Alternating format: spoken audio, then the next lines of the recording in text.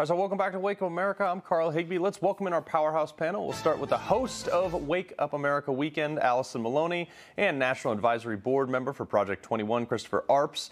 So earlier, Missouri Congresswoman Vicki Hartlitzer, sorry, I have a hard time with her name, I don't know why, was on to discuss two pieces of legislation she introduced called Stop Military Selective Service Registration Act and End the Draft Act. Now, both would end mandatory registration for the draft, but here's what she had to say. I think it's time just to eliminate it and continue to build on the all-volunteer force that we have now that has made the United States military the strongest force in the world. Our soldiers, sailors, airmen, Marines, and Guardians are professionals. They are the best we have ever had in capability and abilities, and we need to continue to strengthen our military through a professional force. I would go to you on this. I agree with her in concept. I don't really like serving with people who don't want to be there. Okay, that said, on the global stage, we have a relatively small army compared to China and Russia and things like that. We have about 1.25 standing military right now. My issue, though, is what happens if we need them? And she said strengthening our force. We're about to downsize and push out a bunch of people for not getting a mandatory COVID vaccine. How are we going to be prepared for global threats, Allison? Well, that's a good question. And I also think that we need to strengthen our support for military members, for veterans, for law enforcement across the board. So if, especially, you're in the military now, you have to get vaccinated and you're facing all of these challenges. So how are we going to make sure that we can protect ourselves? I don't know. I mean, I do agree where you shouldn't have to force somebody to go in and serve if they don't want to, but you never know what can happen. So I think it's a good idea to keep the draft. And hope that people enlist because they want to protect and serve our country. But we need to also respect our military members. Yeah. So, Chris, draft, no draft. I mean, throughout history, it's been used very few times. But when we did need it, it was there. Yeah. Vicki Hartzler is from my home state of Missouri. She is a congresswoman. She is on the Armed Services Committee. So I trust her judgment if she thinks that we should be a all-volunteer army. You remember during World War II when we were attacked by Japan that millions of young men the next day signed up for our military.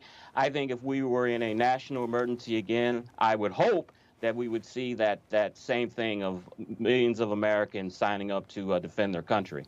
Yeah. So, Allison, when you have an issue like this, though, there is the underlying cause of pride in our nation and the notion of like World War I, World War II recruiting. I want you for the U.S. Army. That whole nationalism is now demonized, though, on the public stage. How can we be sure that if we needed it, we could call on 2, 3, 4, 5 million more troops? Well, I think it goes to, who's controlling the narrative. And I do think that there are so many Americans that believe in supporting our country, that believe in our flag and believe in our liberties, and that would go and would fight. Like Christopher was saying, think about what happened after 9/11. So while there is polarizing things going on, I do think that there's a lot of Americans that still believe in fighting for our country. So you have to, really think about who are the people that are polarizing our military, and are those the ones that would even go and defend us? Right. And not everybody is Lieutenant Governor-elect Winsome Sears. But Chris, I want to get to Washington, D.C. now, because Dr. Fauci, we talked about this earlier, was on a tirade against, Senator Rand Paul was on a tirade against Senator. I'm messing up all the names today. Fauci was getting handed. So Fauci was getting handed to by Senator Rand Paul on Capitol Hill yesterday. They got into this spat. Take a look at this exchange. Will you today finally take some responsibility for funding gain-of-function research in Wuhan?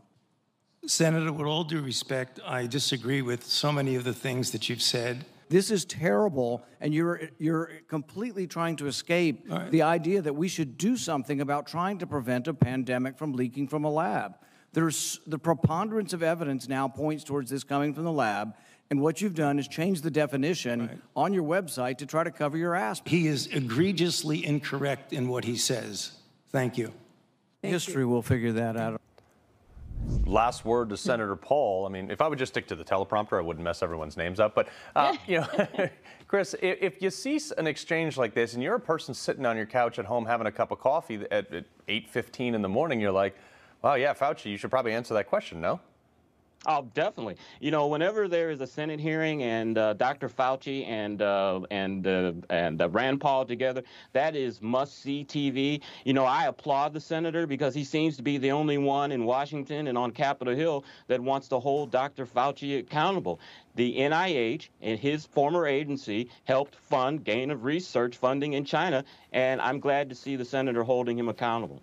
Yeah, it is crazy. Real quick, Allison, I got about 30 seconds left. I know the press secretary, the deputy press secretary, because obviously Psaki's out on COVID leave, she said that basically Jean-Pierre is her name, the critical race theory was a lie and Republicans were making it all up. As a parent, is it a lie or is it an actual concern?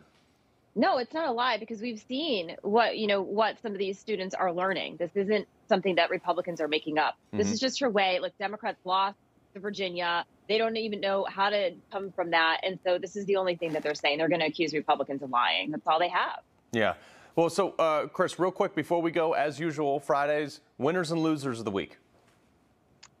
Definitely the Democratic Party. That's a no-brainer on that. Broad. Who's your big winner? Oh, me? Yeah. Winsome Sears. I had a chance to interview her on my podcast. I love her. No, she's fantastic. Allison, winners and losers? Yeah, I was just going to say Democrats were losers. Youngkin and his lieutenant governor. I mean, so talk about making history. I want to see her on the cover of Time and Vogue and everywhere else that Kamala Harris was. She deserves that because she's amazing. Yeah. Yeah, I think so. All right, well, thank you to our panel. We appreciate it. Always a great conversation. Have a good weekend, guys. Thank you. You too.